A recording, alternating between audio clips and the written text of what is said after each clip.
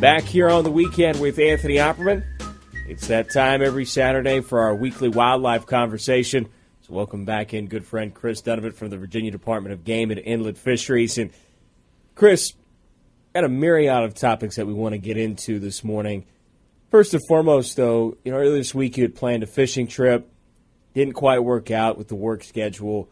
But you did some other stuff in lieu of that that's maybe not as fun and exciting as going out and actually getting to fish, but important nonetheless, and that specifically is maintenance and upkeep on your boat. Just talk about some of the different things that you did personally this week to kind of help maintain and upkeep your particular boat, and then just kind of some standard things to do right now, especially during the winter months.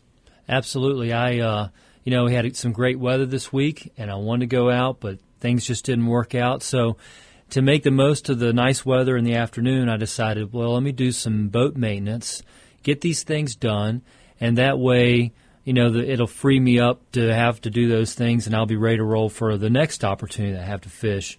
So some of the things I did are I just checked my tires, make sure they're inflated properly, greased my bearings in my wheels.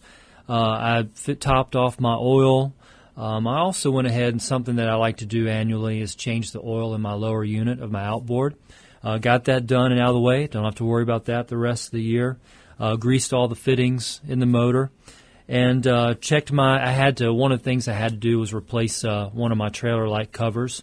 But it's also good to regularly check your trailer lights, check them for breaks or cracks or burned out bulbs, things like that.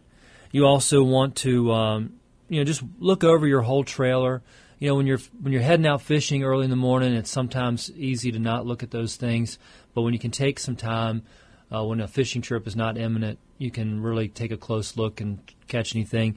You want to lube your coupler on your jack and just make sure all that's good to go, and maybe even pop the hood off your motor and check your spark plugs, things like that, and just do those are some things you can do yourself. I do recommend that every other year, you go and get some maintenance done by a mechanic, where they can check the impeller, maybe replace the impeller. That brings your water into your system, your cooling system, and those over time wear down and wear out, and maybe get some stuff clogged up in them. So check your fuel filter and all that stuff. So those are things I think. Maybe some people are gifted to do those things, but most would say, let's get a mechanic, to service that engine every couple years at least. So those are some things you want to look at. Now, in terms of some of the standard upkeep that you were talking about, how often should you do some of these things? Well, you probably want to always be looking over these things, and it really depends on your frequency of use. I don't use my boat as much as maybe a tournament angler that's really going out and hitting the water a lot. So it depends on that. Some of the things I talked about, I'm just going to check them once a year. Another thing is I don't winterize my boat because I fish throughout the winter. There's no need for me to go through a winterization process where I'm kind of shutting it down for the winter time. But what I recommend for those who do not do that is make sure you keep your batteries charged. And also start your engine. If you can't go out fishing, at least start it once a month. You can hook it up to a hose, and so that it's got water running through it. Run it for 10 minutes once a month, and just make sure that's going well. And also always use fuel stabilizer, not just the wintertime. With the ethanol fuels that we have now, they're really tough on outboards. And what happens is, it's not like your car where you're just running gas every week and filling it up. I know my boat has a 40-gallon tank, it might be bigger than that, and a lot of gas can sit in there for a long period of time. So I need to put in that stabilizer. And what happens with ethanol is that there's some water separation, and you can get water buildup in your system. So by putting a stabilizer fuel ethanol treatment in it, you can minimize that. So you want to always do that. And the old school thought before ethanol was, during the wintertime, keep your tank full to the tip top so that moisture doesn't build up. There's no room for it. But now the philosophy is fill up with fresh fuel before you go so that you're getting the freshest fuel as possible. and put that stabilizer in that fuel every time. There's a couple good brands. There's Staybill Marine, which is blue, and then there's Starbright Startron. It's blue as well. Those are two good brands. There's other brands too, but there might be some Mercury or a specific outboard brand, but just make sure you're using something like that. Joined by Chris Dunnavant from the Virginia Department of Game and Inland Fisheries, our weekly wildlife conversation here on the weekend with Anthony Opperman. And Chris, we've got our fishing calendar up on the wall back in the office, and you brought up a point, it's not on the calendar as well. This is a really good time of year for ring perch, correct? Absolutely. We're right in the thick of it. It's you can catch ring perch all year, but the peak is right now. January, February, March is ring perch, or some people refer to them as yellow perch. The fishing is great right now, and the reason that is, which is true about most fish species, is when they're spawning, they're most vulnerable because it's very predictable behavior, and they're easy to catch. So the fish, these ring perch, are moving up the rivers, up in the creeks, and they're spawning. So it's a great time of year to do that, and most of our tidal waters have good ring perch fishing. Of course, they're not everywhere, but you'll find that a lot of the creeks, they're moving up in, and some of the smaller rivers, they're on the main river. I would recommend, I personally have not done a lot of ring perch fishing, but I have friends who do. I actually just talked to my friend Brent Bosher this week. He went, and he had a good day. And, what he's always shared with me and others in the past is, look for the deep bends in the river. That's probably where you want to start first. Sometimes they're up shallow. It may be a warmer day. They might be moving up shallower. But check your electronics, fish those areas. Once you find them, you've found them, and so it can be a really bonanza. But, the kind of equipment you're using, light tackle, you're fishing for, these are panfish, and recommend using small grubs, like 2-inch grubs, kind of like what you would for crappie. And a lot of people like a double rig, so they maybe don't have to have a single real heavy jig head to get down in that current and in the deeper water, but they'll use a double rig. And then another advantage to that is you can use two different colors. So one day they're keying in chartreuse, but then the other day they're keying in on a dark color. Well, you can start to figure that out by having two different colors on there. So some people use minnows. You can use them on a bottom rig. And also, if we remember our conversation with Dr. Greg South, he shared with me that those hair jigs work excellent for ring perch as well. So, and what's neat is you catch a lot of different species too. You catch some crappie, you'll catch bass, you might catch some catfish. So, you can catch a neat variety of fish while you're out there fishing for ring perch. Chris Dunnavant for the Virginia Department of Game and Inland Fisheries, a weekly wildlife conversation. And Chris, one last thing that I wanted to get into just a little bit before we call it a segment was you brought up the fact to me that yet another tournament was won on the Alabama rig. And we talked about it at the Fishing Expo that this is the latest, greatest fishing lure to come out. But yet there's still some controversy around it, and it sounds like these tournaments and some of these professional fishing organizations not necessarily on board with having the Alabama rig being used in these tournaments.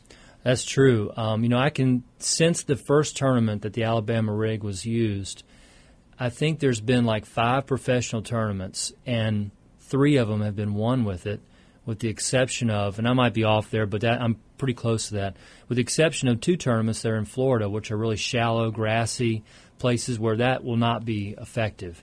And so you're talking about a rig that's just really, catching fish and winning tournaments. So it gets everybody's attention.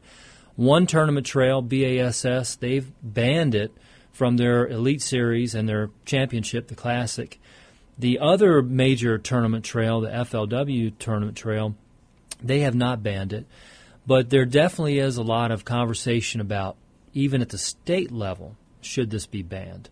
And I know that there's conversation, and a lot of people are pushing for that. We need to ban this. They're concerned about it being an unfair advantage about it hurting fisheries, and there's all kinds of talk like that.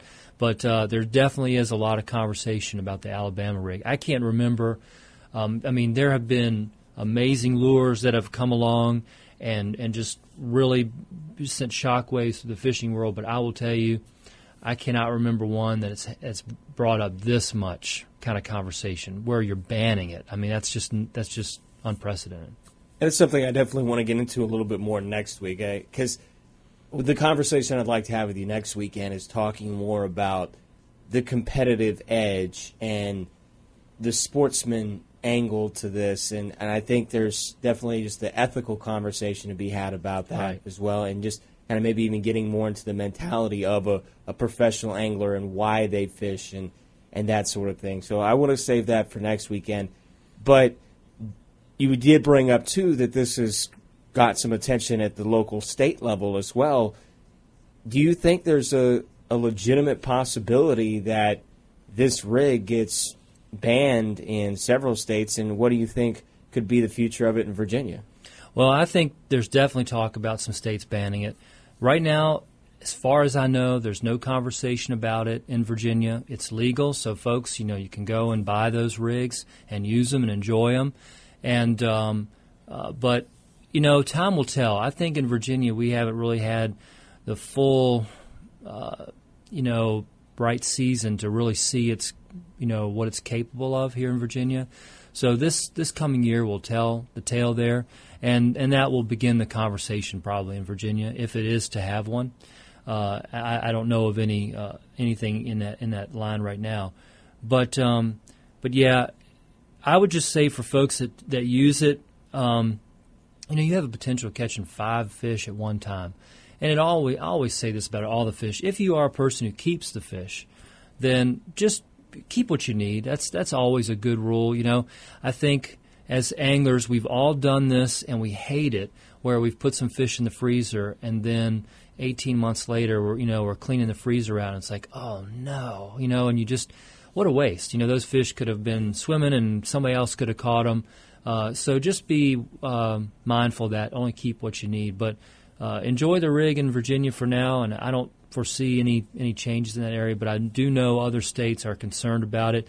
Maybe some states where there's more of a potential for people to keep their catch. In Virginia, most people release bass. I mean, our biologists have said, our regulations to some degree, they really don't affect a lot of people because most people release bass. It may affect a trophy fishery. Some of our lakes, we have a length limit or slot limits to protect the trophy fish.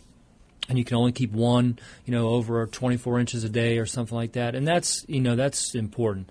But as far as general population keeping bass, it's not really an issue in Virginia. So I would expect the Alabama rig to not be an issue in Virginia.